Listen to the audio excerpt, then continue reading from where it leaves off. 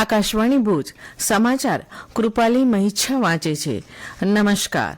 ગઈકાલે મન કી બાતના 127માં એપિસોડમાં પ્રધાનમંત્રી નરેન્દ્ર મોદીએ કચ્છમાં પર્યાવરણીય સંરક્ષણ અને હરિયાળા ભારત માટે ચાલી રહેલા મહત્વપૂર્ણ પ્રયાસો પર પ્રકાશ પાડ્યો હતો. આ સાથે પ્રધાનમંત્રી નરેન્દ્ર મોદીએ નાગરિકોને આ પ્રયાસમાં સક્રિયપણે ભાગ લેવા પણ વિનંતી કરી હતી. પ્રધાનમંત્રી નરેન્દ્ર મોદીએ સંબોધન દરમિયાન કચ્છ પ્રદેશમાં વનસ્પતિ અને પ્રાણી સૃષ્ટિના સંરક્ષણ અને સંવર્ધન માટે થઈ રહેલા પ્રયાસોની પ્રશંસા કરી અને નાગરિકોને આ પહેલને આગળ વધારવામાં સક્રિયપણે ભાગ લેવા અપીલ કરી હતી. આ દરમિયાન પ્રધાનમંત્રી નરેન્દ્ર મોદીએ જણાવ્યું કે કચ્છના કોરીક્રીક વિસ્તારમાં મેનગ્રોવ વાવેતરનું કાર્ય ઝડપથી આગળ વધી રહ્યું છે. ત્યાં એક મેનગ્રોવ લર્નિંગ સેન્ટર પણ સ્થાપિત કરવામાં આવ્યું છે, જે પ્રદેશમાં પર્યાવરણીય સંરક્ષણ અને ટકાઉ વિકાસના પ્રયાસોને મજબૂત બનાવશે.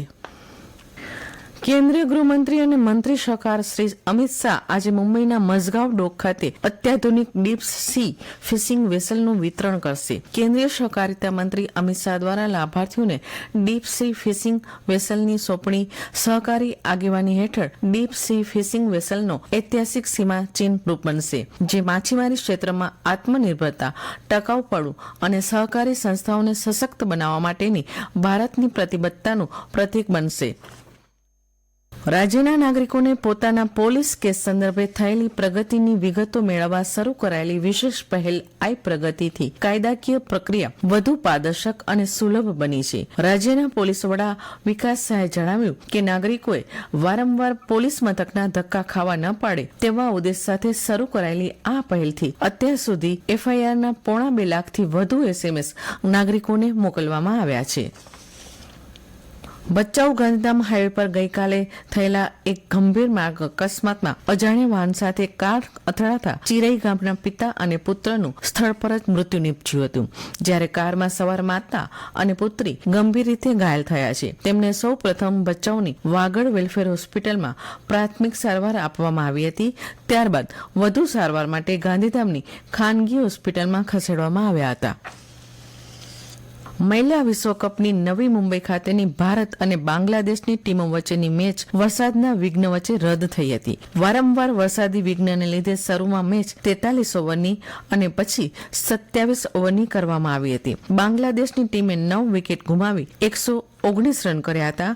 ડીએલએસ મુજબ ભારતને મેચ જીતવા 126 રનનું લક્ષ્ય ફાળવ્યું હતું, પરંતુ ભારતની ટીમ 8.4 ઓવરમાં વિના વિકેટે 57 રન કરી શકી હતી. એ પછી વરસાદને લીધે મેચ રદ કરવી પડી હતી.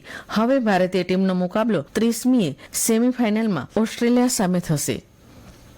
હવામાન ખાતાની આગાહીને અનુલક્ષીને તારીખ 25મી ઓક્ટોબરથી તારીખ 1 નવેમ્બર દરમિયાન રાજ્યના જિલ્લાઓમાં છૂટાછવાયા સ્થળોએ ગાજવીજ સાથે હળવાથી મધ્યમ વરસાદની આગાહીને પગલે વરસાદને અનુલક્ષીને ખેડૂતોને પાકના રક્ષણ માટે તકેદારીના પગલાં લેવા રાજ્યના ખેડૂતોને જણાવવામાં આવે છે. ખેતરમાં કાપણી કરેલ પાક ખુલ્લો હોય તો તેને તાત્કાલિક સલામત સ્થળે ખસેડવાની કાર્યવાહી કરવી, પ્લાસ્ટિક અથવા તાડપત્રીથી યોગ્ય રીતે ઢાંકી દેવા, જંતુનાશક દવા અને ખાતરનો ઉપયોગ આ સમયગાળા પૂરતો ટાળવો, ખાતર અને બિયારણનો જથ્થો પલળે નહીં તે મુજબ તેને સુરક્ષિત રાખવા. આ અંગેની વધુ જાણકારી જે તે વિસ્તારના ગ્રામસેવક, વિસ્તરણ અધિકારી, તાલુકા અમલીકરણ અધિકારી, જિલ્લા ખેતીવાડી અધિકારી, નાયબ નિયામક ખેતી અથવા કિસાન call centre toll free number 18001801 સંપર્ક કરવા એક યાદીમાં જણાવાયું છે.